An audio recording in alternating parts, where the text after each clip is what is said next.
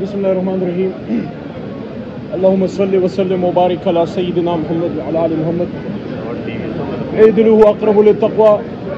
अल्लाह फरमाते हैं कि अदल करो, ये तक़वा के करीब तरीन है।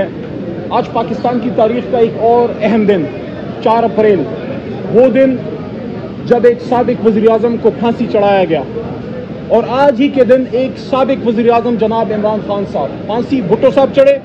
आज इमरान खान साहब लाहौर में दहशत गर्दी की अदालत में पेश हो रहे हैं। पाकिस्तान के अदल के निज़ाम पे, प्रोसिक्यूशन और पुलिसिंग के निज़ाम पे सबसे बड़ा सवाल आज मेरा ये है, क्या पाकिस्तान के अवाम के इलेक्टेड वज़ीर आज़म फांसियां चढ़ेंगे?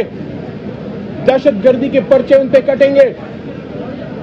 आप मेरे भाई मुझे सुन रहे हैं, सामने जो खड़े हैं, और हजारों लाखों लोग शायद पीछे देख रहे हो। इमरान खान सब कुछ हो सकता है, क्या दहशत गर्द हो सकता है?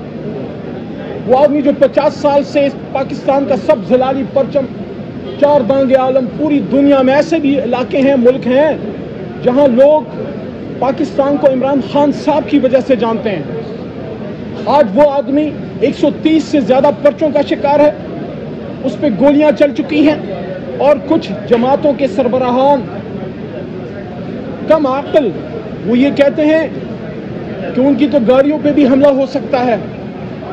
इंटीरियर मिनिस्टर उनको कह रहा है कि या हम रहेंगे या आप रहेंगे।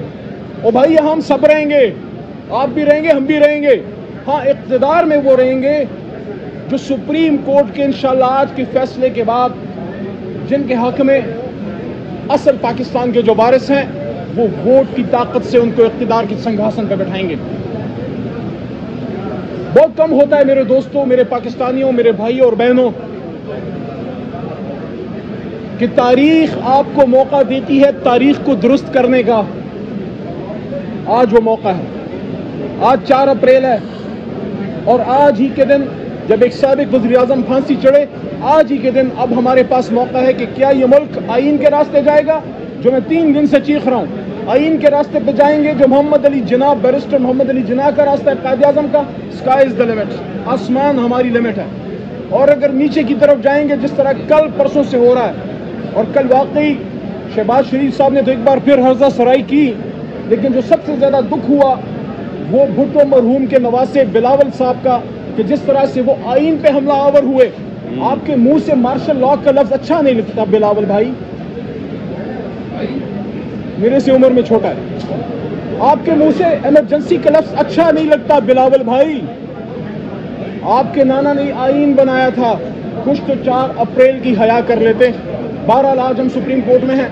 जिस तरह मेरे छोटे भाई फैसल जावेद ने भी बात की, बड़े दिल से बात की, और इंशाल्लाह हम सब के दिल अपने सुप्रीम कोर्ट के साथ हैं। मुझे नहीं पता क्या फैसला आएगा, दिल कहता है आईन पे मबनी मजबूत फैसला आएगा। हाँ, सलाम पेश करने को जरूर दिल करता है। हालांकि इसी बेंच से हमारे मोहतरम चीफ जस्टिस साहब जब बैठे थे और जब सो मोटो लिया था, हमारी हुकूमत का खात्मा हुआ, हमने दिल गुर्दा रखा, हमने बर्दाश्त किया, हमने एहतराम दिया, सर तस्लीम खम किया।